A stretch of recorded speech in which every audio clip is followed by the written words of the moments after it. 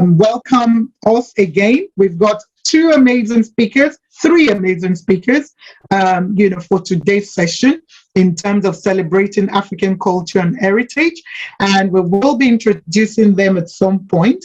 Like I said earlier on, in terms of house rules, please mute yourself unless you've been asked to talk, or please use the raise a hand if you want to talk, please. Thank you so much. So without much further ado, what I'm going to do, I don't know whether, Madeline, do you want to go, or should we keep going a little bit more? No, I think we can go. It's Heritage Month. I'm sure people will join in, in due course. Okay. So let me just say really a warm welcome to Africa, a warm welcome to everyone that have joined us today. And I welcome especially for our speakers, Zilungile, welcome. Thank you so much for being with us today. Miss Viviane, thank you again for joining us. And Mr. Albain, yeah, it's just such an honor to always have a man in the house, right? And thank you so much for really choosing this time to join us. You know, Africa has a wealth of culture, and we always tend to say, you know what, as much as we might not be able to go back fully to our roots, but I think it's really just important that we learn about our culture, that we learn who we are, where we come from, you know, what are our languages. I know some of us are kind of a bit lost. They call us the cheese boys that don't really speak local languages, but it's good to know our culture. What is the kind of food that we enjoy to eat? You know, what is even the dress, you know, the way we used to dress before. So the culture, the music, everything. So we thought that as we are celebrating Heritage Month in South Africa, that we could just incorporate everything from the rest of the continent and just celebrate. I think this month is just a month of celebration. You know, there were so many brides that were happening, you know, around the country, you know, meat and all that. Yes, we might not be able to share meat now, but I'm sure Mama K will have really exciting program that will just make us realize that it's worth our while to actually celebrate our cultures. And yeah, thank you and welcome again. I would like to give a warm welcome to Miss Janet Pillay. Thank you for joining us today, and it's such an honor to have you. To former Councillor of KZN, Ms. Founder, you know, I mean, you are basically the house brand. You are always here. And I think today is just such an honor to have you again.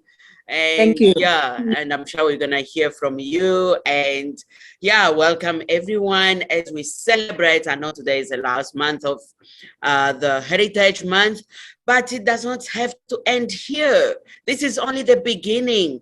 Heritage is part of our life. It's us, it's me, it's the way I dress, the way I eat, the way I speak. It's actually, it must reflect who we are as Africans. And I think it's really just to celebrate what always Thabo Mbeki always used to say, I'm an African. And when we say I'm an African, it comes with a lot of things.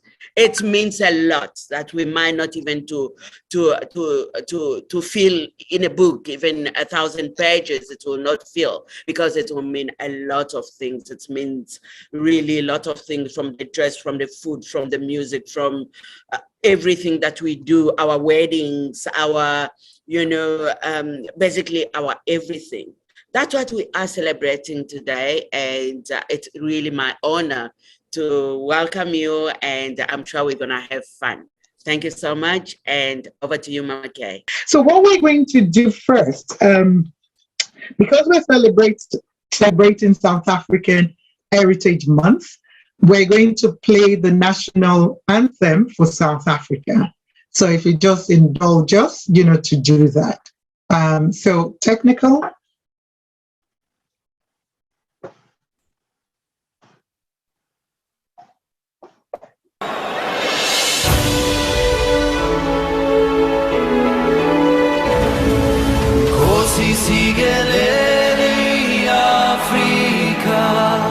Manu pagani su ponolayo Yizwa imitanda zo yetu Gosi sigelela Tina musapolwayo Murena buluka se chabasa Yesu Ufedise tendwale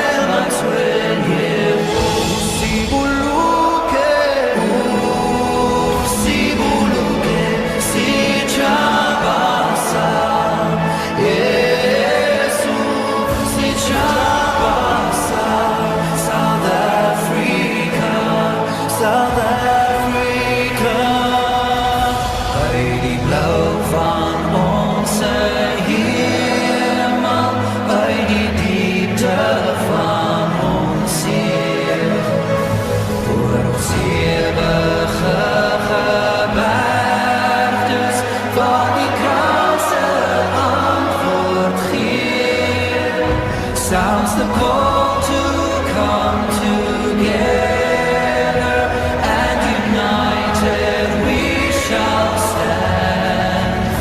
Let us live and strive for freedom in South Africa, our land.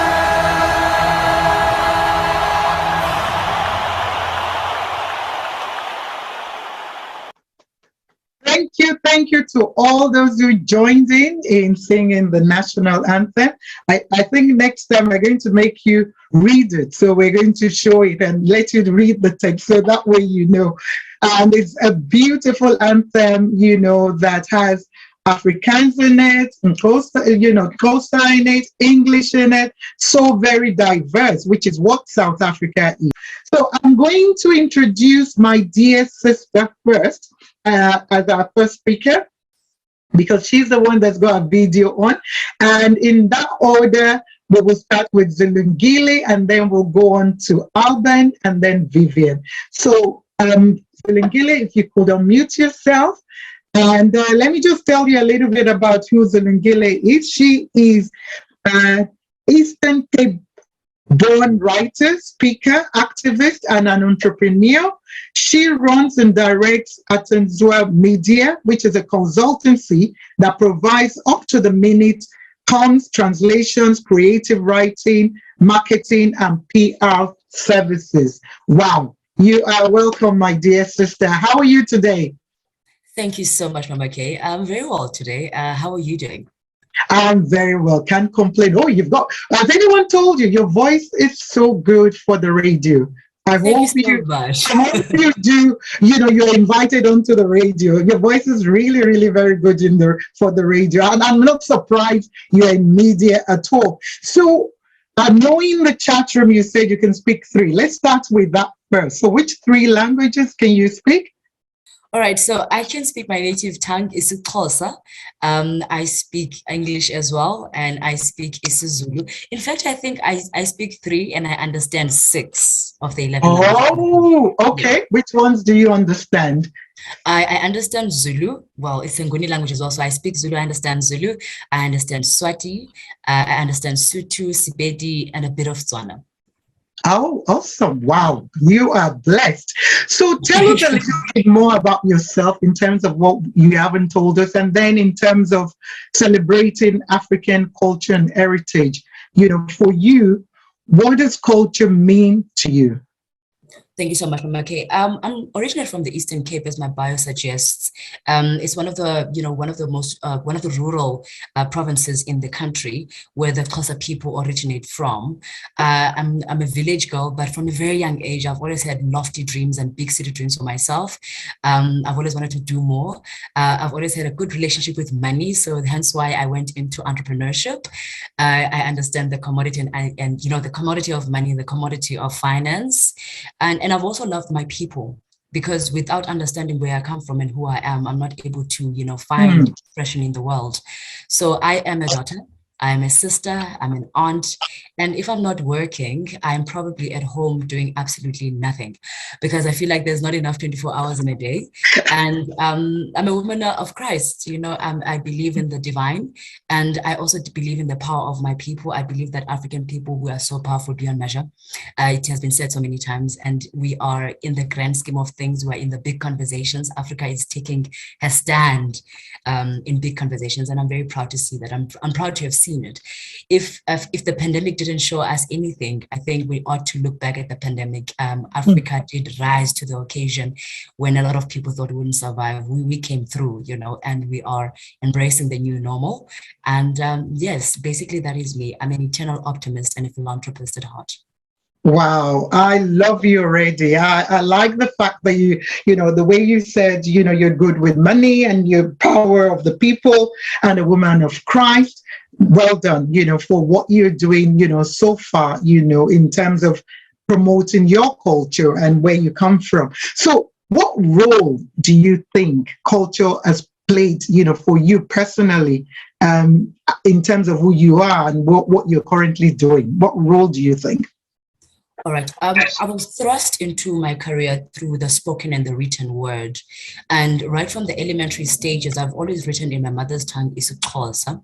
I, however, didn't get the opportunity or the profound opportunity of doing isiXhosa at school. I did English and Afrikaans rather, and I missed that opportunity because isiXhosa is a poetic and rhythmical language. It is embedded on, idioms and idiomatic expressions, and I missed that, in a professional sense.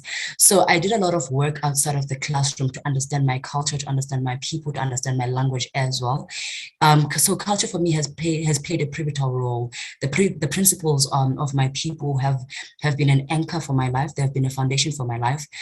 Growing up, my grandmother used to tell us folk tales and folklore, and it is those stories that have informed my life. I'm a storyteller, so because of those stories that I can remember and the lessons from those different stories, I'm able to write to an audience that will understand these stories.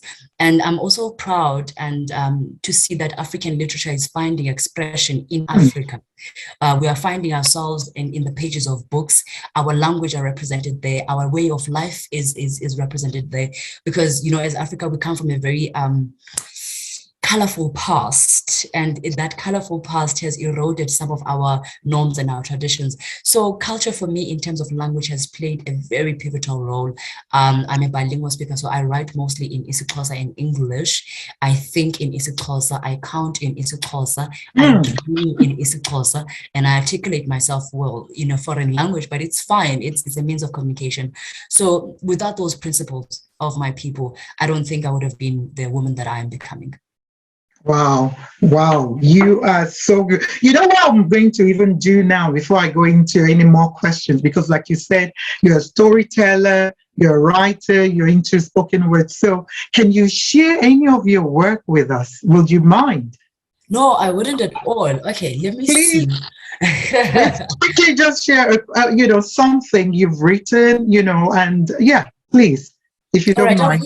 I don't mind at all. Thank you so much for the opportunity. I've written a lot of work. So I'm going to do something in isiXhosa, just in the spirit of heritage.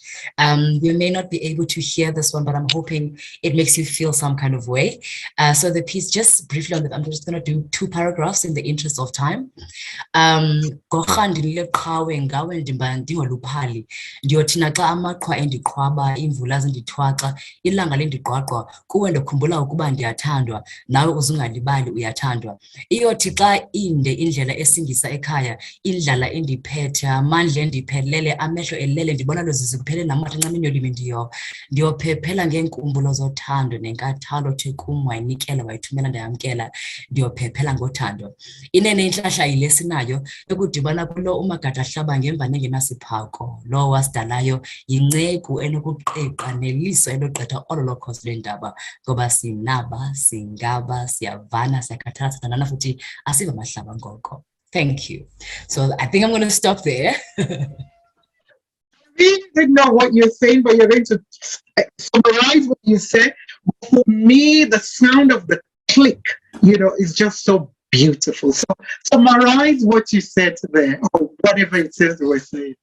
All right, so this is the story of love, however you interpret love, either love between a mother and a daughter, a husband and a wife and so forth. It's just the community of love and what it takes to actually receive and express love and what love can do for us. And that love is a choice and it is also a privilege to get. So I think I chose that very, very specifically because I just wanted to showcase my language. It is synonymous with the clicks.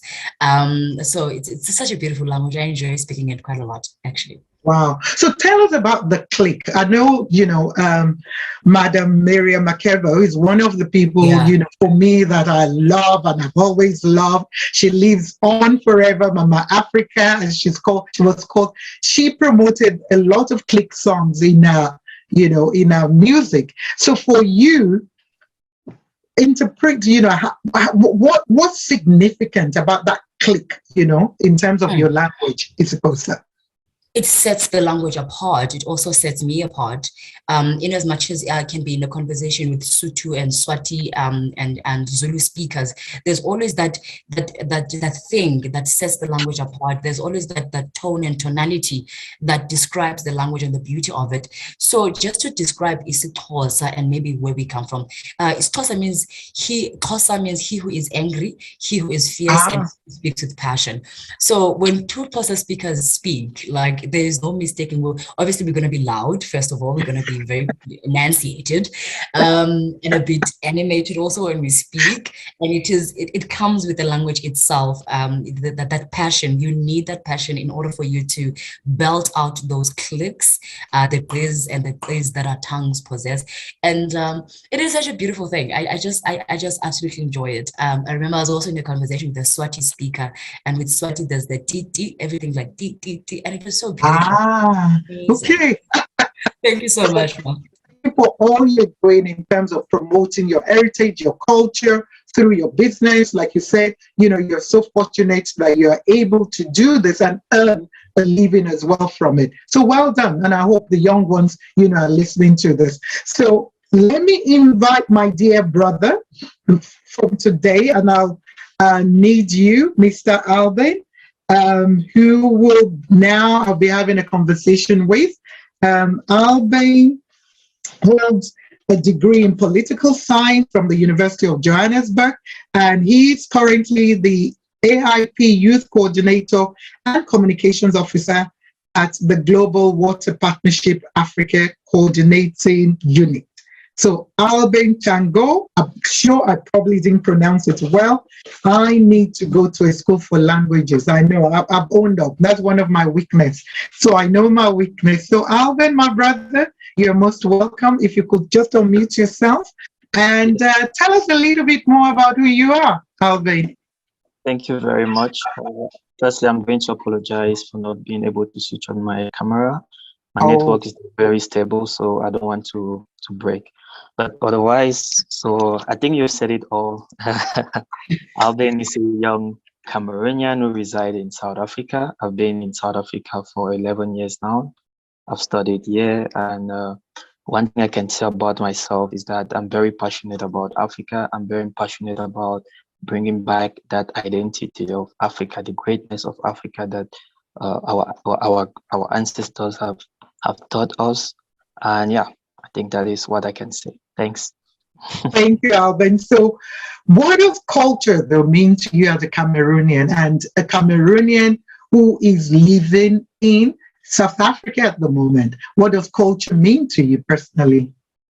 Thank you very much for that question. I think to answer it with a bit of examples, I would say being away from my country for that long, it takes away your identity. In a sense, you don't have that opportunity to interact with people from where you come from. I personally come from two different village in a way because my parents are from two different village. My mom is from Fokwe, which is both villages are in the western part of the country, and most people know us to be Bamilikes. But again, that term is a foreign term. It's the term that was given to us by the Germans. So personally, I come from two villages, from Fokwe, and the other one is Bakasa as well. So the Bakasa is the village of my father, and Fokwe is the village of my mom. And with that being said, they speak both two different languages, native languages. And just to give you more context to this, growing up, it was very difficult to learn both languages at the same time. and when you move out of that environment, meet people that come from your region, that come from your ethnicity, it becomes very difficult as well to practice the language. So that has been one of the difficulties that I've found being in a country like South Africa, where you don't always get to interact with people that speak your native language. Apart from that, there's also the aspect of your culture. While growing up, we had the opportunity of always going back to the village during holidays, and it was an opportunity for you to actually see some of the cultural events that were taking place. And last year in December, I had the opportunity of going back for a funeral of my grandparents.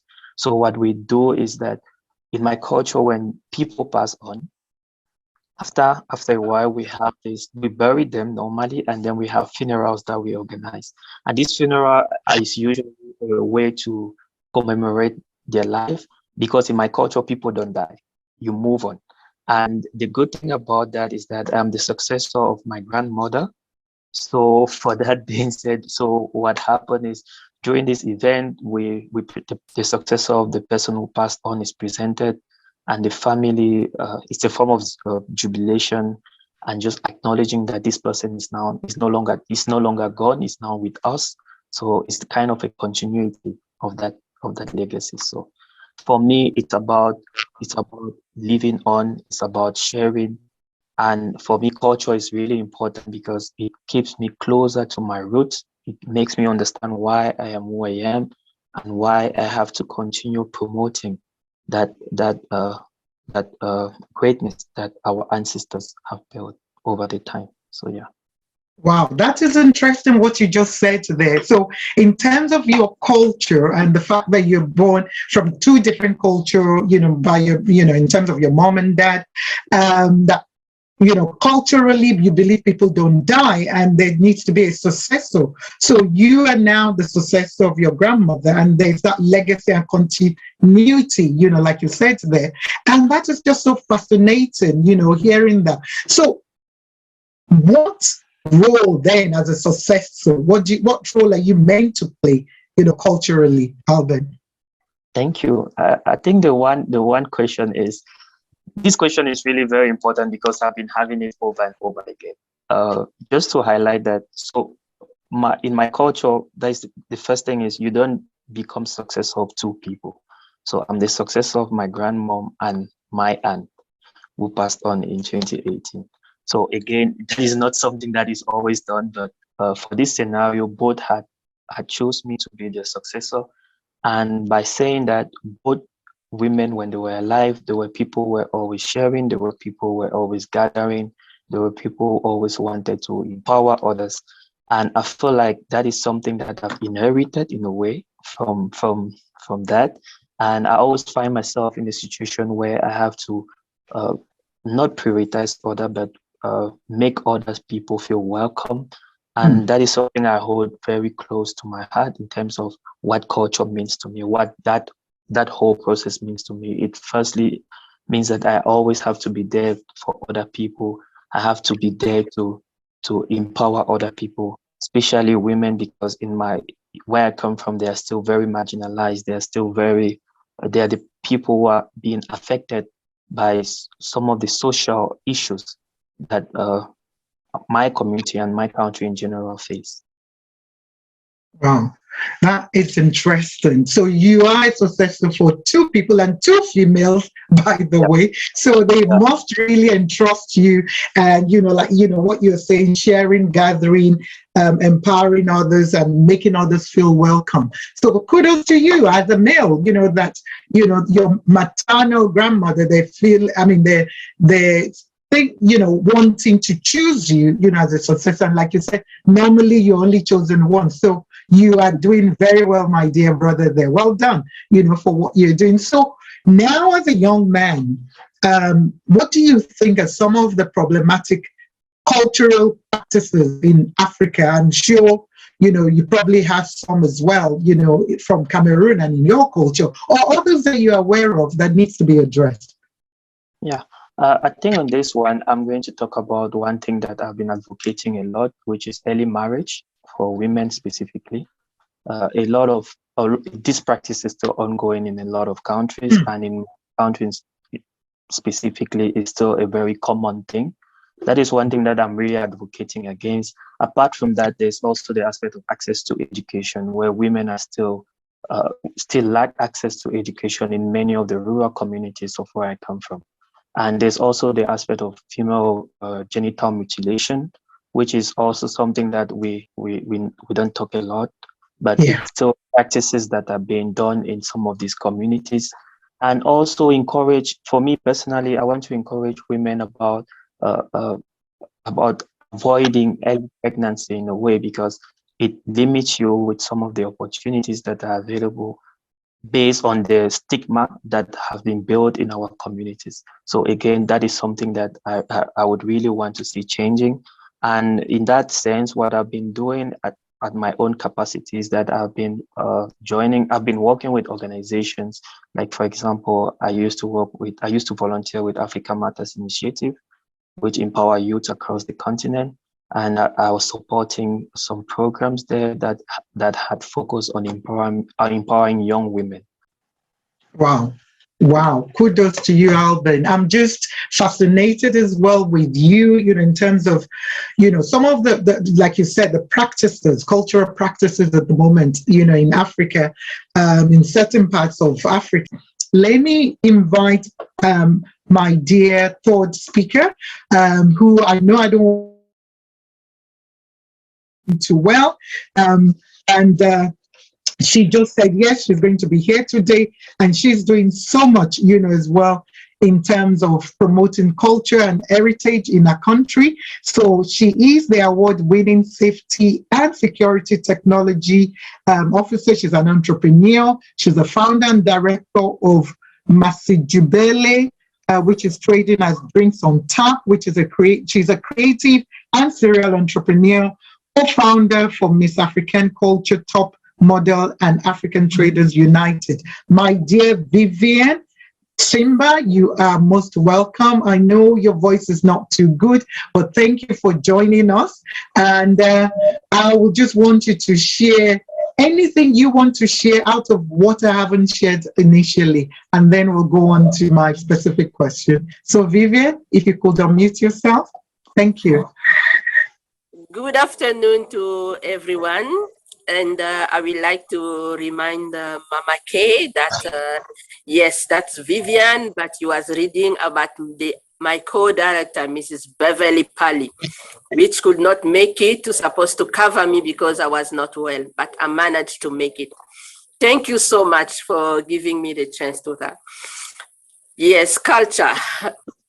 Culture is the most important thing right now, which we are doing our best to go everywhere in all African countries, like I'm saying, to remind them, to wake them up again regarding our culture. Because for me, culture, it's a knowledge of transmission from generation to generation. And if we lose that culture, that means we're not ourselves anymore. We are fake people. We are completely out of who we are. He said inheritance is a tradition, and if we lose it, we are not us anymore. we are another person. So it's very important for us to keep that root. We have to know who we are, where are we coming from. And it's also very important for us, the cohesion, for us to learn also cultures from other countries, so we can know how to treat each other better. Because by knowing each other's culture, it's going to limit some more barriers, and it's going to make people be more tolerant to each other. Because today people are not tolerating anything from each other. People are being very harsh on each other. They don't consider each other because of the lack of culture also. Today, if I know Mama K's culture, I will know how to handle Mama K. I will know how to address Mama K. And if I don't know her culture, I might address her in a way that she's not going to appreciate. But this is because I don't know her culture. And as African, like we talk about Ubuntu, it's very important for us to work it out together for the whole continent. Each African country must start learning the culture of other African countries. So when we meet together, because today we are promoting the African trade, how are you going to be able to trade openly, freely in other African countries if you not get to start learning from her culture? That is a big problem already. And from our organization, which is called Miss African Culture Top Model and Business Expo, this is what we are promoting, and it's what we're going to celebrate from the 12th of November to the 19th of November in Congo, Brazzaville. We're going to put all the cultures together. We have around 20 African countries which are on board already, and some other African countries are still to committed to come with, to be on board as well. And we're going to receive all those girls who are going to promote their culture, because it starts by the youth. We can talk as much as we can, talking about African trade, talking about culture, but we need legacy. If we want to change something, it has to be about legacy, and that legacy we need to start giving it to our young kids, our girls. I remember in the old age, our grandma used to sit with us, talk, tell stories, and explain to us what we have to do, what we can't do, what you can't do in front of elderly, which we don't do today exactly. We mothers don't do that, and this is a blame to be given to mothers, to us women, which we don't do anymore. We don't have time for that. Story time, explaining to our kids, this is what you can do, this is what you can't do. I will talk about myself. I'm from Congo, Brazzaville, and I'm from the north side and south side. From my north side, I know that people of that side are warriors. And this is what makes me who I am today. I'm a kind of person who will never stop when I start with something until I go to the end. And on my mother's side, it's the quiet part where they say in my country, if you really need a woman to marry, you need to go to that city to get married. So those are the two kind of person that I have, the two cultures that are in me. So our culture is what makes us. So it's very important for us to consider our culture and use it. My culture teaches me a lot about respecting elders.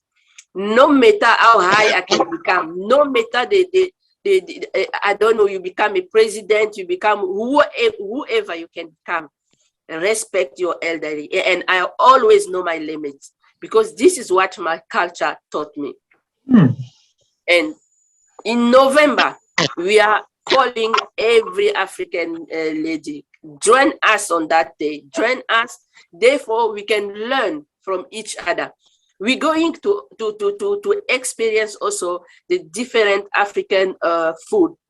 Let's start learning from the culture to the culinary and fashion show. And we're going to have also a fashion showcase there, African design. So it's going to be very rich in culture, that event. So we are asking people to contact us and then come, so we're going to celebrate our heritage. Let's discover what is in the other side of Africa. Let's start engaging in tourism in different African countries. I want to discover Nigeria because I love Nigerian, I love Igbo, I love that dance that goes down like this, and then I'm about to learn it. I want to know Gambia. I want to go to Namibia. And if we start exploring Africa, I think we're not going to, we don't even need to talk about borders. It's not going to be borders anymore, because I know I have Mama K if I want to go to Nigeria. I have Mrs. A if I want to go to Namibia. And we're going to facilitate trade, tourism, and exchange of culture. And it's going to make us being more united than divided. Wow. Thank you so much, Madam Viviane, for that.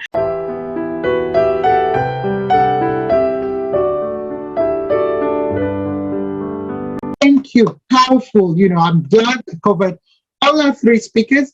So now what we're going to do, we're going to have a short video collage of what you should expect, you know, from Miss Culture, which is going to happen, like Viviane said, from the 12th to the 19th of November in Congo, Brazzaville. And we're going to show a video just to show you just a snippet of three cultures, I believe.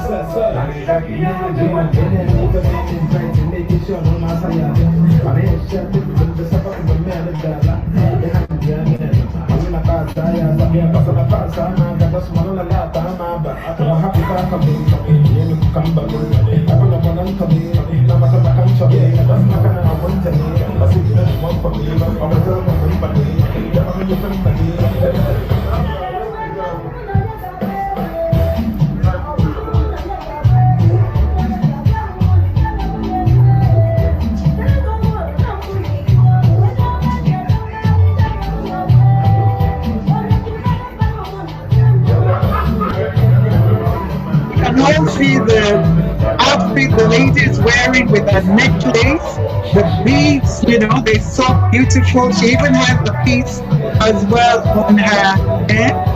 And that dance is a traditional dance. We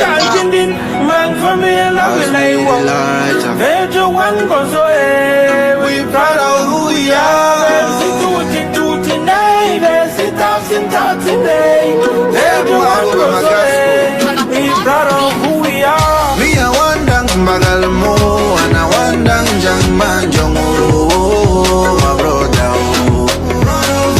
I find the bus pull up Japan, we go still chop on my sister.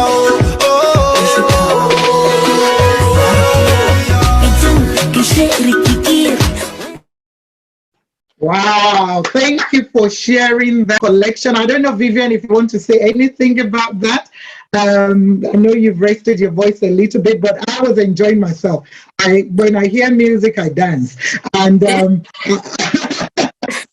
this is just a piece of it. This is just some images that you did receive. That means, Mama K, I'm waiting for you there, because there's going to be more than that.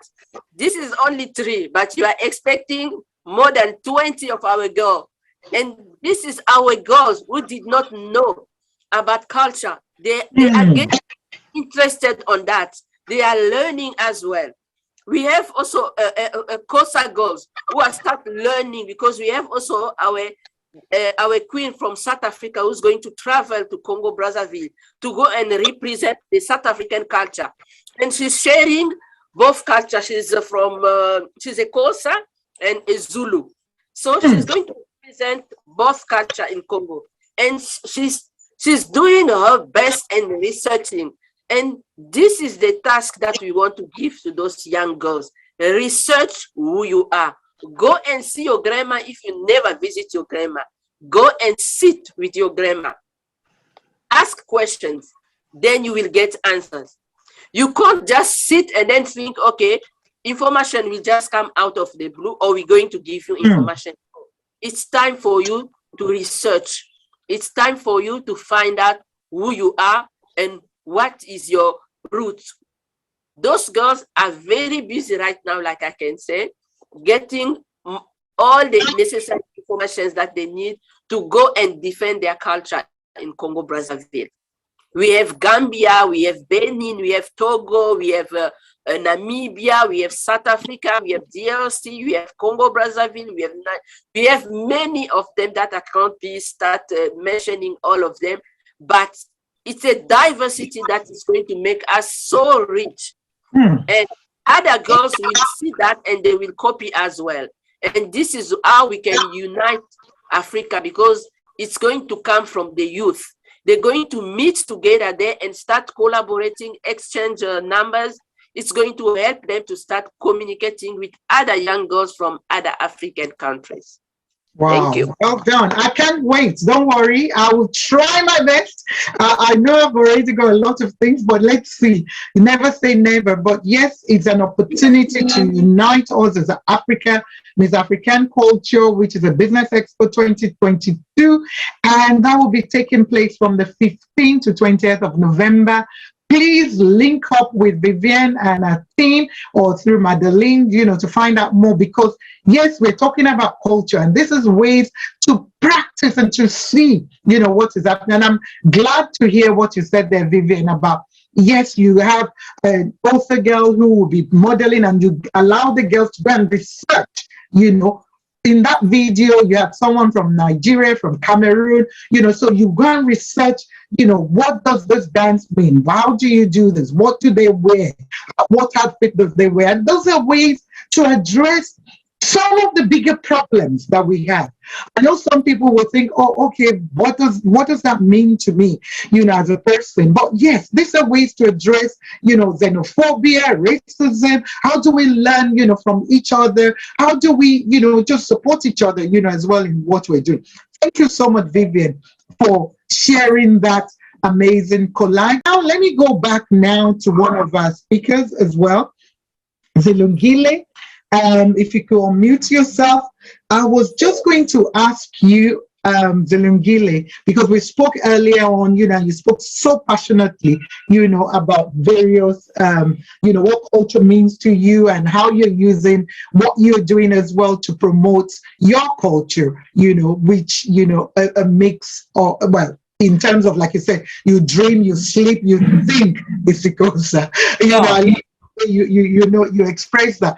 You heard Albain share there about, some of the problematic cultural practices we still have in Africa, and, how can we address them? So I don't know whether there's any in terms of your culture. I know we can't even spend, we'll need more than 2 hours to talk about some of those practices. But if there's any you want to highlight to us, and how can we address them? He spoke about, early marriages, access to education in rural area, genital mutilation, and a lot of other stuff there. So in your culture, is there anything that you're aware of, that are culturally accepted, but maybe they're no longer relevant, now? And what more can we do? What can I do? What can Viviane do? What can Madeline do to help, address some of those? Thank you so much, Mama K. I mean, absolutely. There are quite a number of practices, in my opinion, that are still taking place in the isiXhosa culture that I think could be not modernized, but could be revisited. Because if culture does not evolve, it becomes stagnant. And as a people, we are continuously evolving. So if we're not evolving, it means we're not learning. I'll delve deeper into your question, Mama K, and speak about forced marriages for one. Forced marriages, we call it ukutwala, the practice of ukutwala, where the girl child does not necessarily have autonomy or has the power of choice to say, I don't want to marry this man. And this is how our grandmothers were married into our families up until the day they died.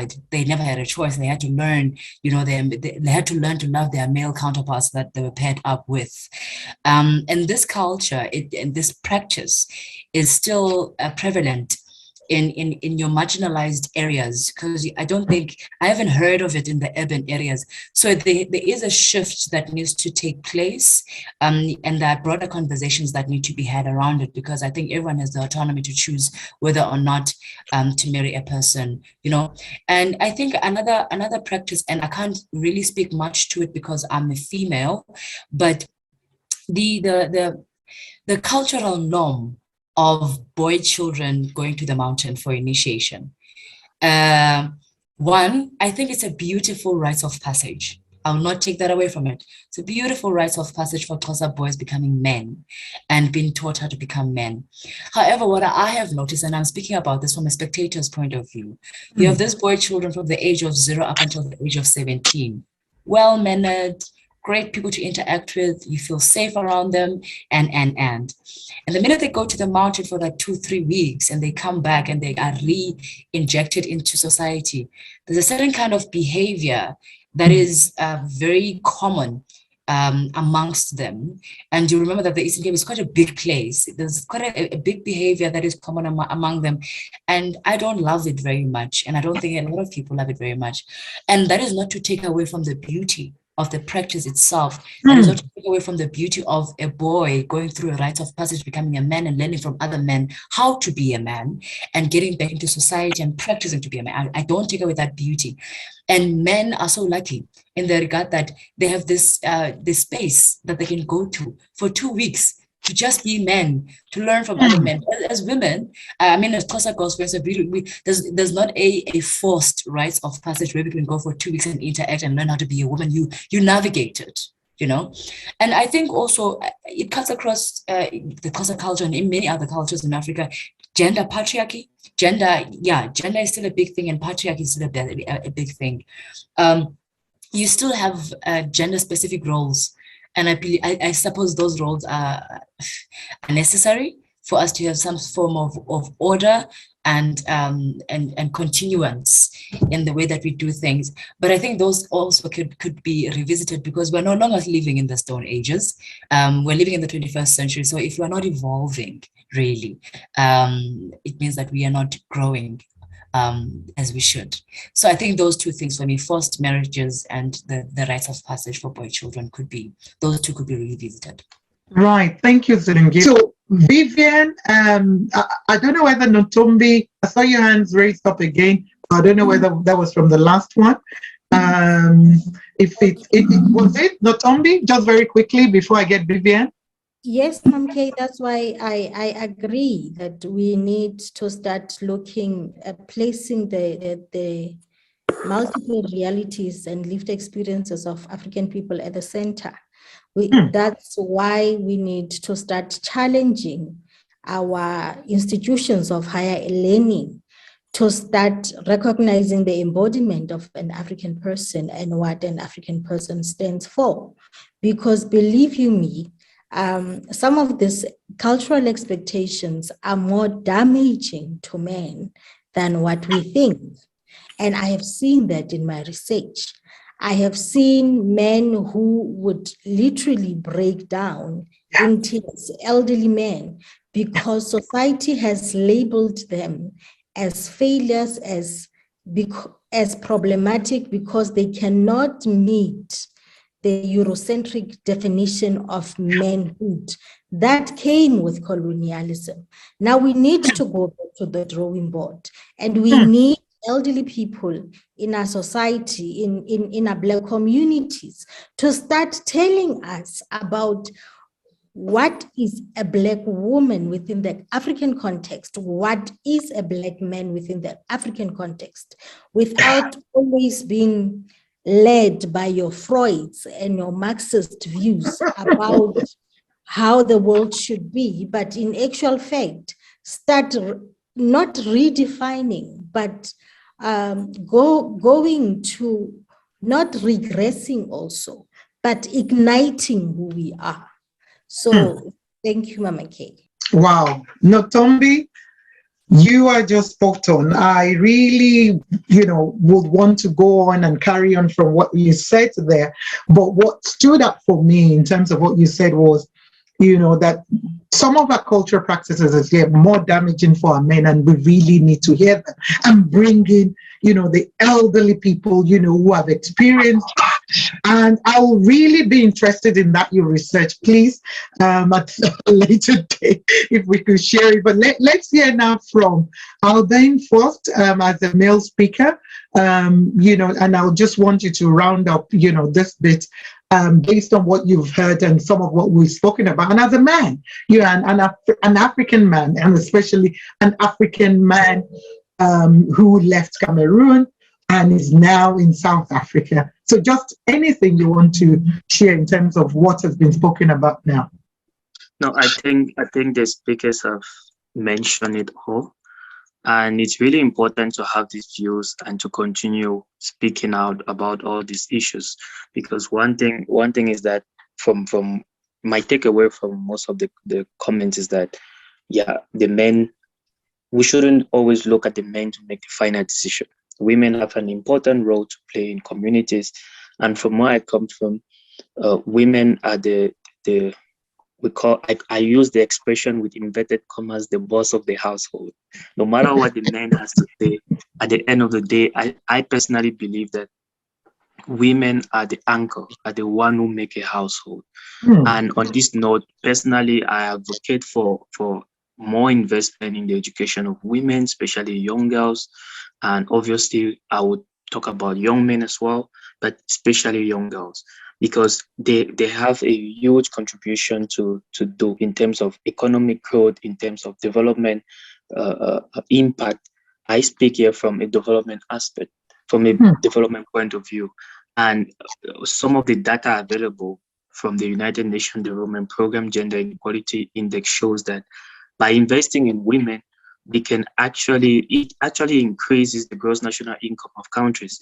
And this is something that if we narrow it down to our communities, it will actually show that more women who are empowered, more women who receive education can build better communities, can build stronger communities. And I think that is something that we really need to emphasize on, because educating women, we actually promote a kind of secure employment.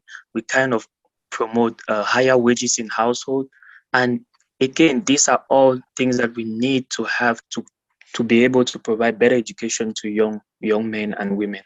So that would be my comment on this. Thanks. Wow, thank you so much for that insightful summary, to what has been spoken and part of what you as well feel needs to happen more. Thank you so much, Albain. So Viviane, in about 2 minutes, just either summarize, what based on what you've heard and anything else you want to contribute. Thank you, Viviane. For my side, what I can say, it's putting an awareness outside there, especially to the old people, let's say our elders, because this situation it's mostly in the hand of our elders. And when you talk about culture, there's culture and religion, and it's almost taboo to discuss those kind of things. It's really taboo. But we need to do all that it can take to make them understand what it's harming and what it's good that we can keep as a culture, in a way that they will not feel offended according to our cultures. Because for our elder also, they are proud. Today we are crying, we are losing culture, we want to promote culture, we want to go back to culture, but that same culture also have harm in it. So now we need to separate those two things. And to separate it, we need to know how to address it to our elder, so we don't offend them. And when we're going to be able to start addressing it to them, to make them understand, okay, in your time, this was fine.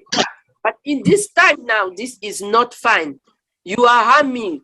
Is that why you can find out that there's so many divorces today? Because the young girls and young boys were messed up long time because of those situations. And we are creating future women or wives who are already messed up. If we don't fix that by starting addressing it straightly to our elderly, it's still going to be the same, because they're not going to agree to change anything, because for them this is our root, this is who we are, this is how we're going to keep it. But there must be people like us, like you, all the people who are in that platform, to start knowing how to approach those elders, to make them understand, to see the difference, how it's harming people and what it's good for us to keep as a culture. This is what I think we can do. Thank you. Wow. Thank you so much, Viviane, for that powerful insight and summary as well, which, I completely agree with you. We need to speak more, and have more discussions with our elderly. And we didn't even, I purposely left out religion there, but you brought it out in terms of, culture and religion, the taboo, and we'll be here till 1 a.m. if we even add religion, on top of it, in terms of what is a religious thing and what is cultural, where and this is in terms of our religion, whether be it, the African traditional, or be it Christianity, or be it Islam, as well. Those three as well, how do we, merge, and how do we live? And like you said, you just broke it down. It's messing up a lot of young people, now. But sadly, our elderly too, they're going. Because now I used to think I'm a young person, but I know now I'll be called a senior citizen. I'm actually, in terms of me being a British person, I qualify now for, it's way not 60. I qualify for a free bus pass in England. So I'm belonging to that group of the elderly now. So who do we talk to? My age, people in the 70s, or the ones in the 80s? Where do we now start? Who do we now start need to create more awareness of some of these cultural practices to make them, it's an African problem, not adding flow of, like Notombi said there. How do we make, who was it that said that? We can't use Eurocentric, I think it was Zilungile. We can't use Eurocentric approach to solve African problem. So how do we get our elders now to say, okay, we used to do this, or we're doing this. It's beautiful. It's great. It's wonderful. However, where are the areas that we need to work on? Where, because this is happening, like Notombi said, happening at the end. Some of them are crying, oh, this, the problems have been caused. So thank you, Viviane, for that.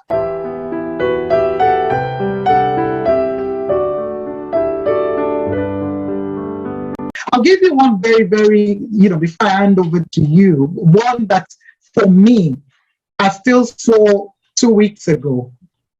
And I wrestle with it. And this is me just being totally honest here. In the culture, there's a South African culture when the women, I don't want to mention any particular, the name, but when they dance, the girls are supposed to dance with no bras, on. And because, they're virgin, and so on. And they still do it in certain places. However, I'm in a school now. I'm working in a school. And we had a day celebrating our culture, and these girls came out, without, no bra or anything, because it's their culture to do that. And unfortunately for me, I was looking at the young boys, in the room, and I was not comfortable. I'm just being honest with it. So, but the girls were dancing with pride, with joy, because yes, that was what it was supposed to be. And I was not even comfortable recording it or even taking pictures. So how do we, and because I know that is culturally what it's supposed to be. So for me now, I'm now thinking, okay, how do I don't know. I'm just being totally real here. I don't know whether, maybe let me direct the question to my dear sister, Zilungile. Help me out, there. How can we handle that particular one? And I'm going to close with that. For me personally, should I feel comfortable taking pictures? I didn't feel comfortable taking the pictures, to share, because whoever I share it with will not understand, as well. So how do we, Zilungile, are you still there? Yes, I'm still here, Mama K. I'm giving you a tough one. I'm just asking for my sake, what do I do? Because I felt uncomfortable for the girls, the young girls, even though they were comfortable in their skin because it was their culture. And I was looking around, with the boys, and I could see, I don't know, I didn't like what I saw. I'm just being honest. But, how, for me personally, how am I supposed to react, to that? I think, Mama K, we can celebrate it for what it is. There's a lot of pride from the girls themselves, from the maidens themselves, when they take to, we call it umhlanga, when they go to umhlanga and they do the reed dance and so forth. It is beautiful. It's a beautiful practice, and they embody it and they embrace it. And I remember there were conversations actually a couple of years ago when people were getting into Facebook and all that stuff. And Facebook started banning these photos and calling them pornography. So where do we draw the line? I really don't know. And now it's changing the practice, because now they have to wear clothes. Last week. Yeah, they now have to wear clothes. Yeah. Yeah, they wear clothes now, and it's not part of the practice, because the beauty of it is in the breasts. You know what I mean? So I don't know where we draw the line. I think if I were to be in that space, because I've never been, if I were to be in that space, I wouldn't take photos, because of how our society has become, how our society is right now. The levels of gender-based violence in our society that are connected to rape, that are connected to corrective rape, that are connected to all forms of violence against women. Some of them emanate from such, from the imagery that men in our society create in their minds when they see such. That is a sacred space. I don't believe that men should be in that space, because of what the culture is embedded on and the practice itself and the safety of young people. So I would feel uncomfortable also just to take pictures. But I think, just to go back to your other question where you asked about the beauty of Africa and the beauty of our Africanness, African people are synonymous with the signature song and dance. When we are happy, we sing and we dance. When we are sad, we sing and we dance. When we are hungry, we sing and we dance. When it rains uncontrollably, we sing, we dance, and it rains. When it does not rain, we sing, we dance, and then it rains, because we are people of the stars and people of the cosmos. Mother Nature responds to us in a very tangible and very vivid manner, and we understand it. So, Mama K, I don't have a definite answer for you. If it were me, I would be among my peers, because they are younger like me. They're young. They're my age mates. I'd feel comfortable, but to take pictures, no. Because also I think we can celebrate our culture and we can celebrate how modern we've become, but I don't think everything warrants a photograph. Not everything warrants a video, a live video on Facebook or on social media platforms. Because I think whenever we do something, we constantly need to ask ourselves, for the sake of what? For the sake of what am I doing this? What purpose does this achieve? So I think that the practice itself, I don't have any problems. I'm not contra to it. I think it should continue. There's a certain kind of beauty that is instilled on the girl child to say, love yourself, abstain. Your body is a temple. You are seen, you are valuable, you are important, right? But also there's a lot of re-education that needs to happen in our society. The culture must live on, but how we preserve it, we definitely need to look into that. I mean, even at funerals now, we go to funerals and there's photographs, there's pictures everywhere, there's this. I personally have a problem with that, but another person may not. So I think to each their own vices. Do what your moral compass commands you to do. We need to preserve these as much as possible. So I think I know my response is a bit on the fence when it comes to that, because as I said earlier, there's so much ambiguity. So I think we just need to take what we need to take from all of our cultures and our cultural norms and celebrate and preserve them as much as possible. Right. Thank you. Matombi, you said you wanted to comment? Yes, Ma'am K. I think firstly, subconsciously, you had a picture of the kind of danger that this represents by coming with your breasts out and all that. And it's a beautiful practice. It's a beautiful, some of these girls do take pride in who they are. Yeah. However, in most cases, what I find is it becomes difficult for us to socialize a boy child in such a way that he doesn't feel a sense of entitlement over a woman's body. And I think that's where the negotiation part needs to start. We should not address the girls who are taking pride in who they are, but we should start socializing our boy children in such a way that they themselves understand or they find their own understanding and respect of the embodiment of a female body. You know? And for me, that is what is important, that boys should start now being taught about recognizing and respecting a woman's body. Thank you. Wow. Powerful. Thank you for that. Madeleine, over to you, because I don't want to start another. Over to you with a closing remark. Well, no, thank you so much. I think I'm really full. I've looked at this program as, today's session as a celebration, but no, it turned out to be more a think tank. And wow, you know what? I'm sure most of us, as we are sitting here, we could feel, and we are going out with a lot of food for thought, rather than solution. Particularly if I look at, I think, this session I've just taken back in my years in development studies, and thank you for taking me there, where when we look at the culture and tradition, African culture and traditions versus modernization, or westernization. So we try to say that our culture, it's past. We should all modernize for us to actually feel like human being. And I'm sure the Western world, that's how they feel, how they see that for Africa to actually develop, we need to modernize. Then when we look at some of the modernization practices they are bringing us, is it really taking us forward?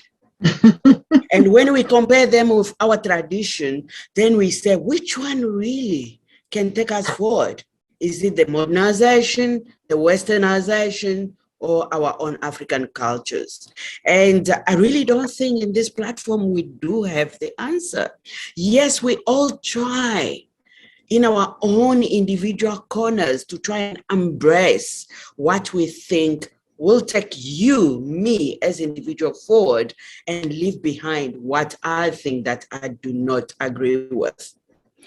And I think a few years back, I did my MBA in Europe.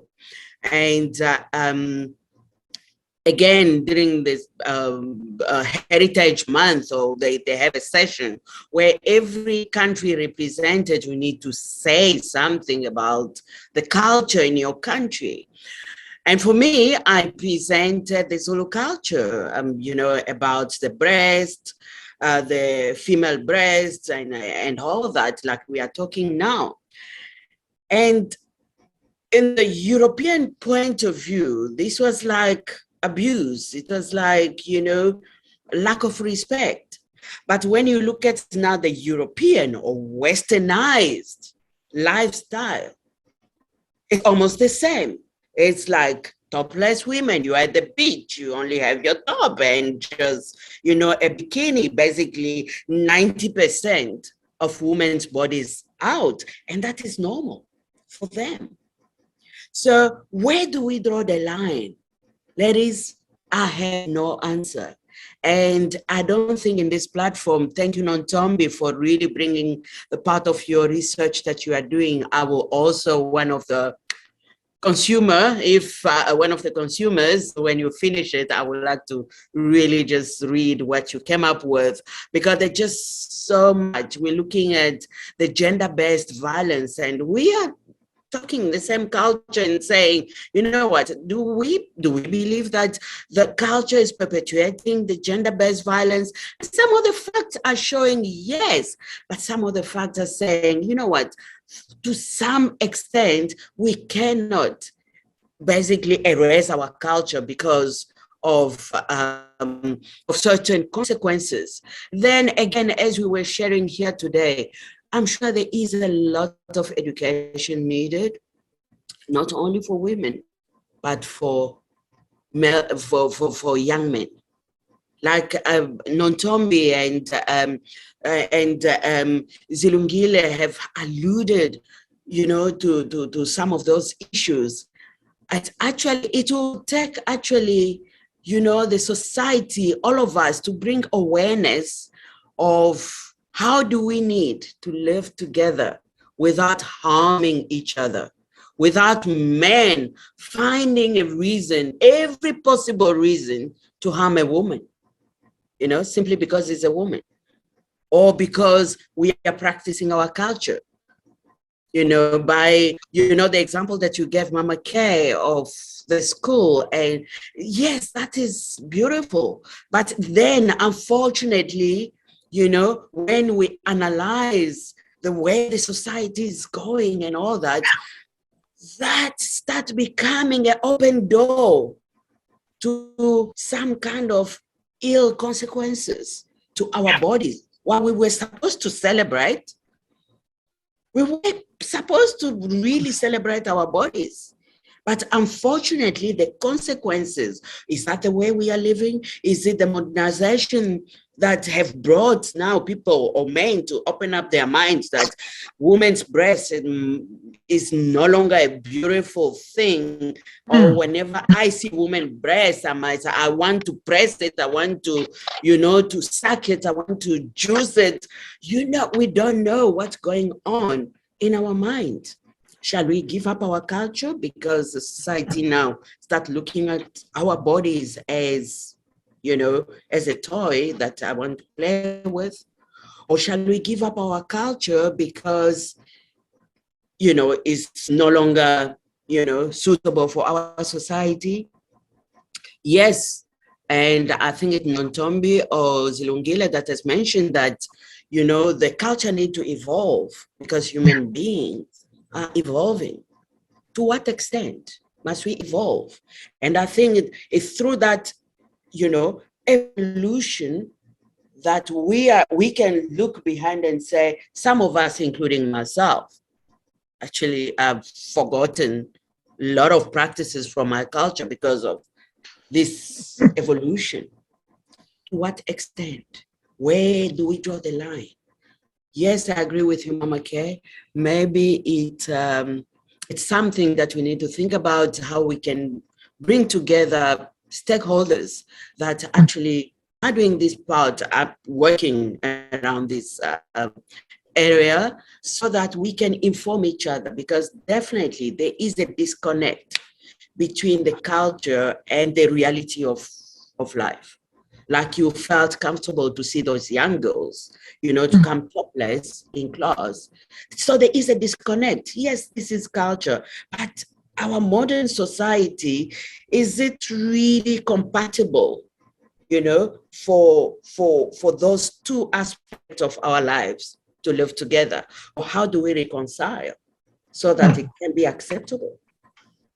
So there is more work to be done than the solution at the moment. So I will agree, let's make some plans so that next year we can have more sessions around this. We can bring stakeholders, because definitely we need to educate each other just as Africans. We need to educate ourselves. And it's not just a platform where women need to come and talk, and then it will be just another women's talk where they just teaching us how to be good wives. We need men and women to actually interact and discuss about this. And we need as well just the society, the institutions in general, to actually not to play a blind eye into what's happening right now, because these are real issues. Girls are being raped day in and day out. Women are being killed day in and day out. Is it the culture or is it the modernization? How do we reconcile? While we still want to be evolved, but how do we carry along our culture under our hand that we cannot leave behind? How do we reconcile? And I love what Zilungile mentioned earlier on about technology. I know technology can be used as a tool to actually, help us to evolve with our culture, not leaving the culture behind in the profit of the modern world. But while we are evolving, the culture must also follow us. So there is really a lot of factors to consider in terms of how do we move forward from this. Thank you so much. Thank you for all your input. Zilungile, it was really, really an amazing session to have you. Nontombi, thank you so much. And I think let's remain in contact so that we can see how we can continue to educate each other as Africans on the findings of some of the research. Viviane, we can only support you with what you are doing, to try and bring Africa together. And I liked what you say. When we learn about each other's culture, we will be more united than divided. We will be more united than divided. So we wish you well. We support you. We are here. Please, just call on us whenever you need support. We will, because this is what Africans should be talking. Actually, us as Africans, these are the things we should be talking. We should be looking at how do we reconcile our differences so that we can bring Africa forward instead of waiting for the West to come and show us how we can develop Africa. And for my brother, honestly, you've touched my heart. For a man, first of all, to be a successor of two wonderful women that have lived on this earth and who have actually learned so much about the culture. And they felt that they cannot just leave, abandon the culture, but rather pass it on. And we believe in passing the baton of leadership to the younger generation. It's just so amazing that you will be the man. And it's amazing for you, for me to see how you are actually embracing you and you are learning all these women issues, from the early marriage to female education to genital mutilation and all that. So it's like your second nature, being a man for you. And I hope you can be there to educate other young men to look at these issues, because if we really want to see Africa moving forward, we need both men and women to work together toward the development of the continent, and not the men to start looking at women as an object of abuse. You know, that it's not helping us for our development. And I think gentlemen like you, Albain, we need you to just come, you know, and educate other young men.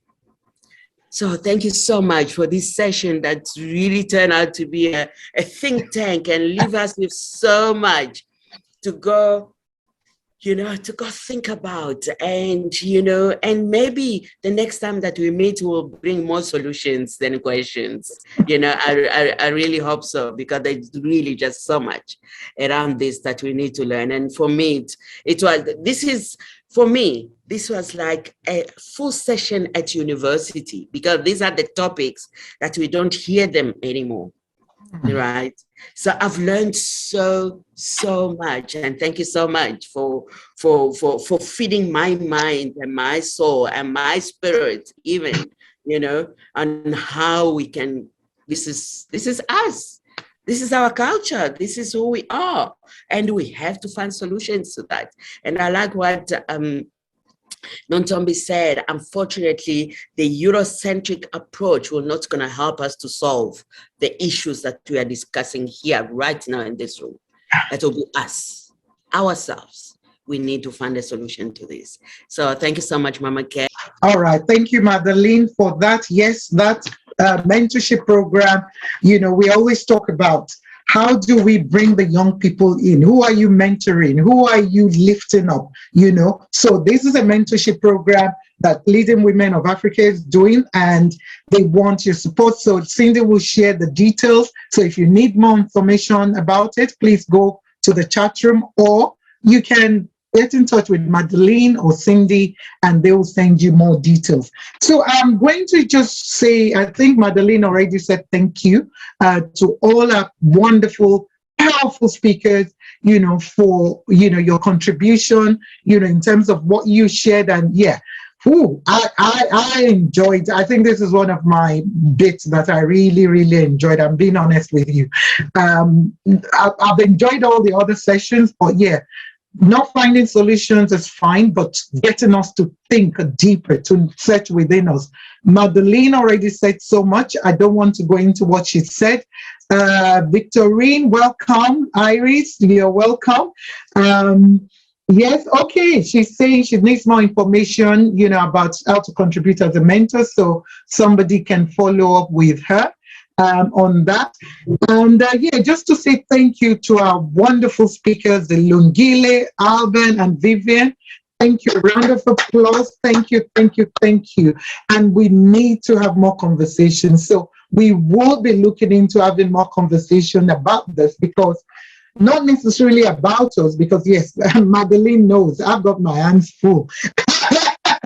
Big time.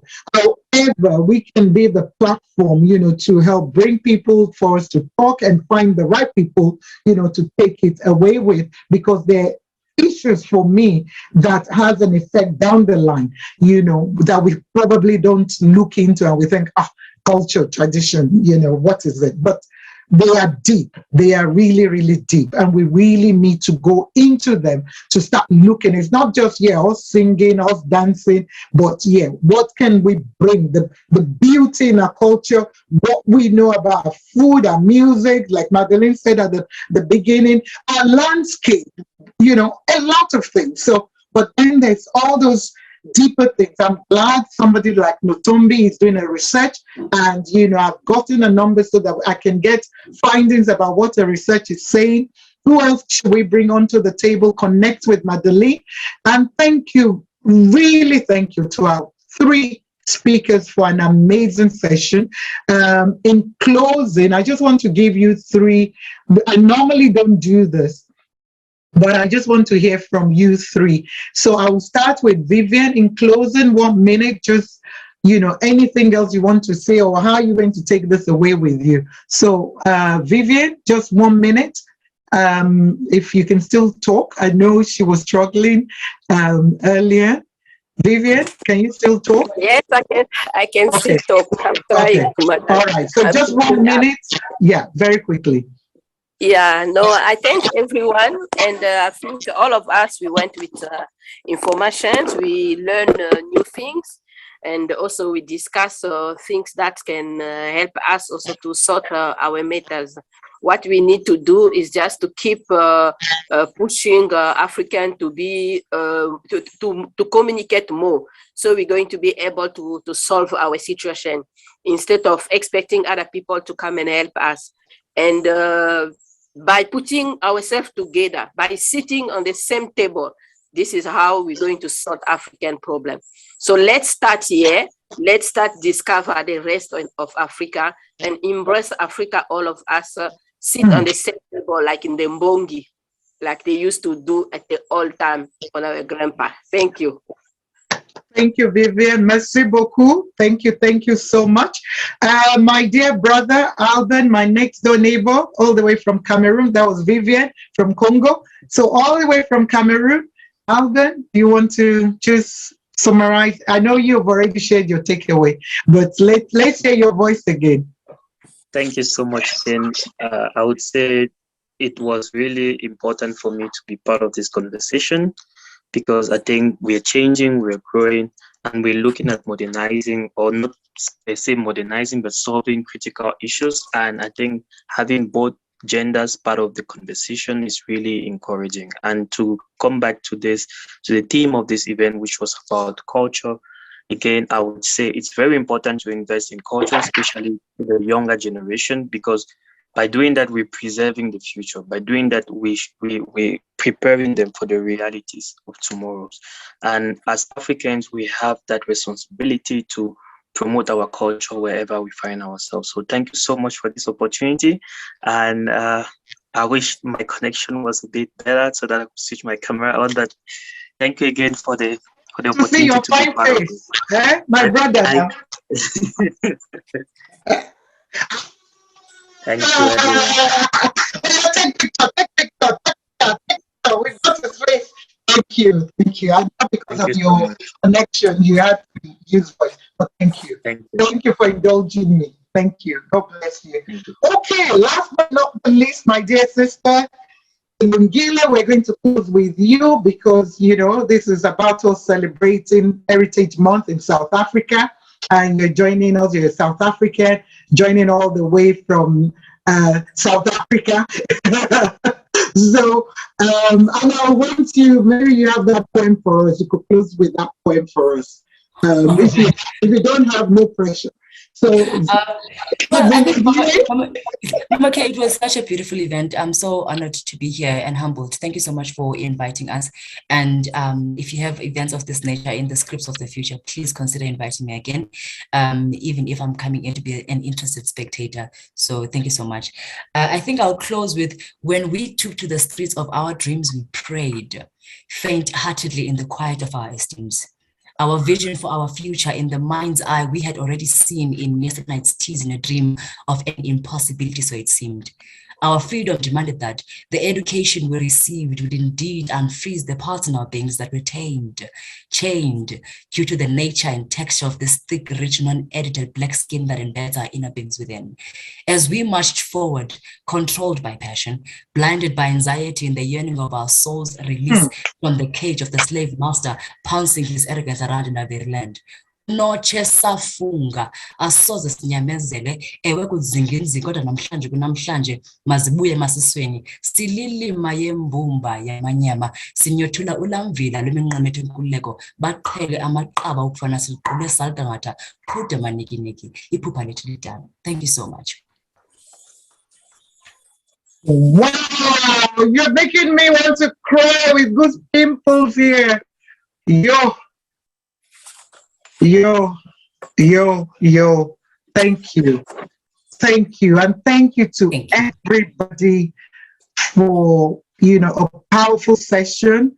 Yeah, and I literally mean I'm getting a bit emotional with that. I don't know.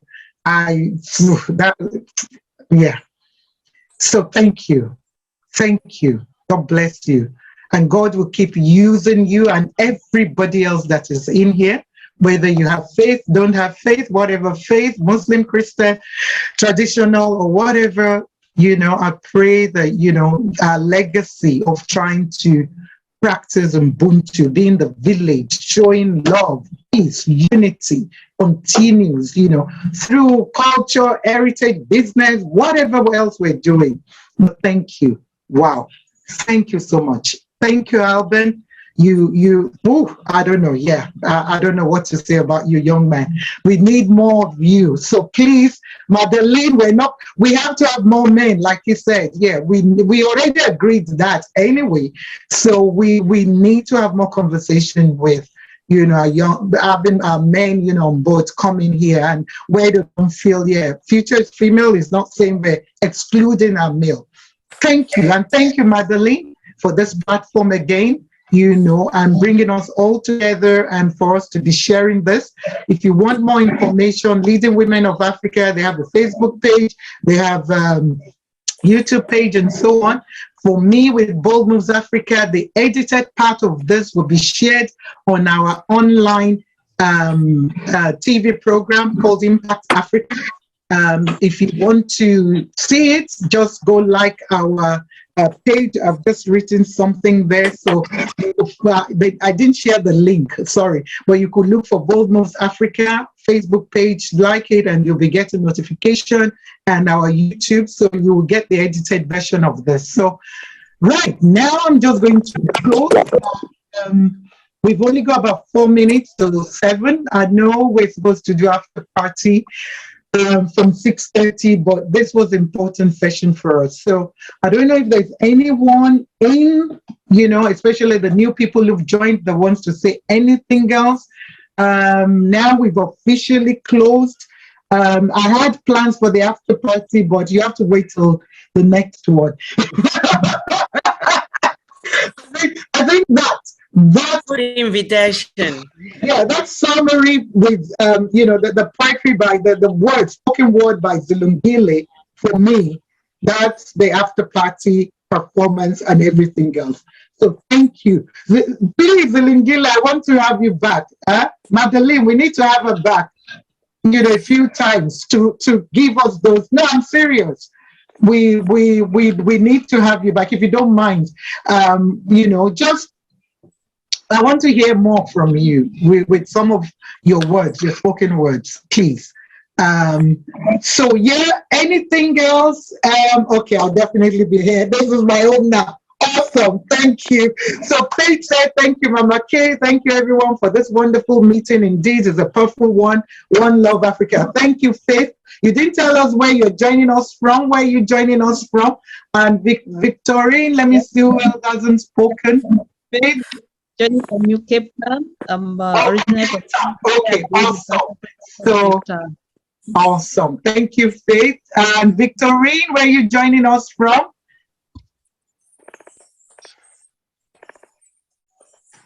You can unmute yourself, or you could put it in the chat room if you don't want to talk. But I like hearing people's voice.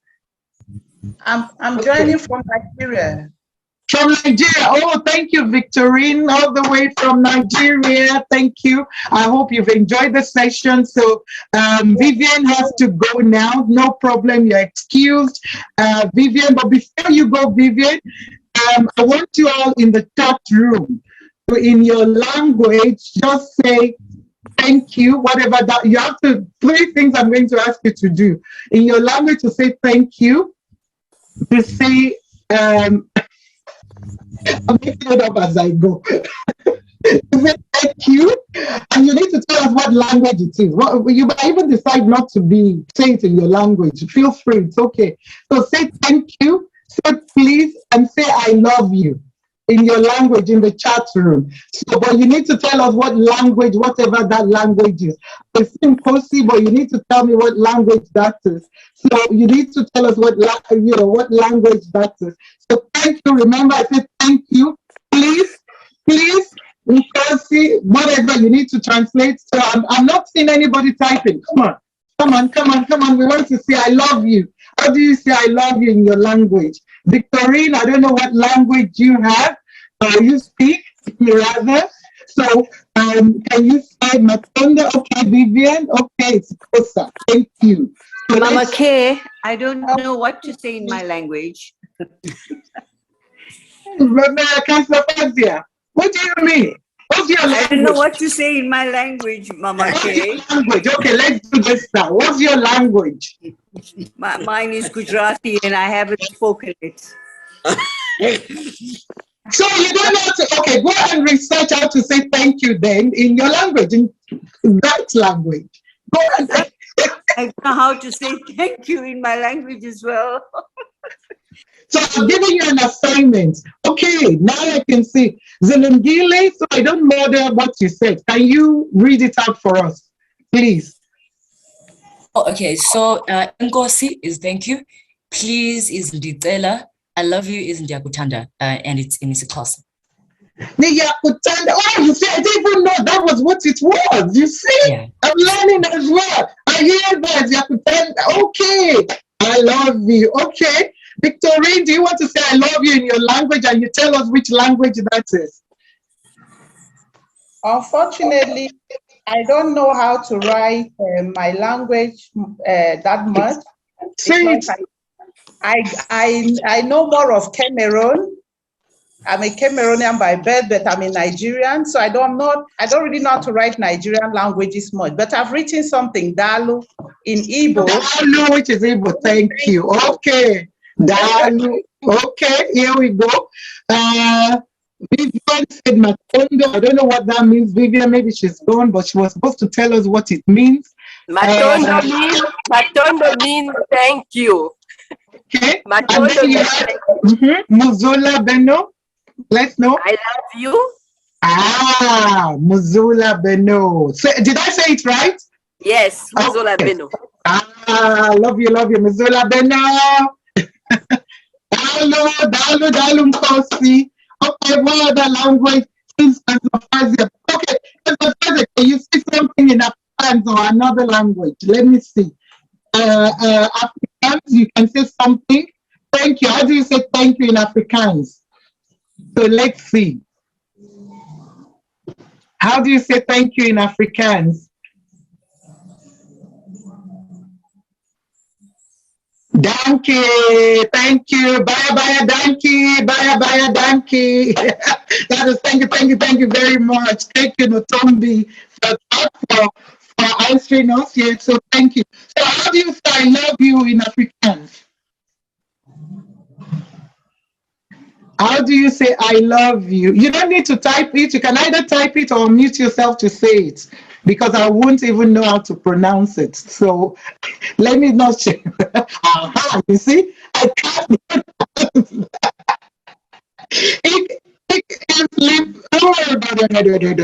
Okay, help me out. Notombi, Zilungile, help me out. Ma'am, can you say it for you? How do you say it? I can sleep for you. Ah, I can sleep for you. Okay. I can sleep for you. Okay. Because I know, yeah, the V is not pronounced ver. It's F, like F, correct? Yes, ma'am. Okay. Thank you, Notombi. Thank you. We are going to close now. I know people have to go. Victorine, thank you. We're now officially finished, and yeah, till next time. Unless let me just get everybody to unmute themselves. And if you want to show your video, feel free, so that we take a picture of all of us, even just for this bit. It doesn't matter. So we're going to take a picture of all of us. If you could just, thank you, Victorine. Thank you, Madeline. Vivian, if you could just put your picture, your video on, so that we can take a picture of the ones that are left. Okay, Obilo Okila. Awesome fit. Okay, I don't know what that means. I don't know whether I pronounced it well. So photo time. Thank you, Vivian. Thank you, Notombi. Thank you, Cindy. I don't know whether you can do photo as well. So just for now, and then we'll switch off. You can switch off. I know it's not easy putting on your doctor. Okay, I hope technical also got photos of the ones that managed to put on the video. Thank you all, ladies. God bless you. Madeline, is there anything else we want to say? Okay, we're good to go. So much. So beautiful. A think tank session, a full think tank session it was. It was a masterclass. Yes. A masterclass, yeah. Thank you, everyone. And feel free to share what you do. If you want to unmute yourself, tell us what you do. I'm fine with it. Madam Faith, if you want to say anything. If not, share your details in the chat room so that people can connect with you. And yeah, that's it. All right. But I said Obilo means in my language, thank you. That is from Edo State. Edo State. Okay, you see? Okay. Yeah, and the Okila? Yes, Okila means bye-bye. Okila means bye-bye. So how do you say I love you in Edo? I love you, Ubome. Ubome. Okay, Ubome. Is that Edo language or what language is that? I want to be specific. You see, I don't even know it, and I'm from Nigeria. So Edo is a tribe in Nigeria. It just shows you, Nigeria, we have over 200 million people, and we have well over 200 languages, and yeah. So I didn't even know that tribe. Thank you. Thank you, Obilo. Thank you so much. Okay, I'm into, let me say, speak a little bit about my business. Into oil business. Okay. I'm CEO of FSS Petroleum and the Mineral Trading. I'm based in South Africa, to be precise, Cape Town. I'm a facilitator, and my job is to connect the buyer and the seller of any kind of oil, crude oil, bonylite. I'm sure you are from Nigeria. You should know more about bonylite. Okay. So that is my job. My job is to source for both angle, buyer and seller. So, awesome. Thank you. Well, there you go. If you want anyone to connect or to what's the word? To connect with the oil, in terms of buying oil, please connect with Madam Faith. Share your details in the chat room. And yeah, if and I want to have your details as well, just to see, how we can connect for the future. So is there anybody else? I think it's just Cindy and Notombi. I don't know if there's anything else, Notombi. If not, we're good to go till the next one, which will be on health. I think we're talking about health for the October virtual roundtable. So I think we have the date already. Let me see if I can quickly share that. That will be on the 21st of October is the next virtual roundtable. And we're going to be talking about health. So we're going to have doctors and so on, because we all need to look after our health. So tell people, bring people along to join in, and yeah. Okay. Thank you. All right. Thank you, everyone. Bye. Bye-bye.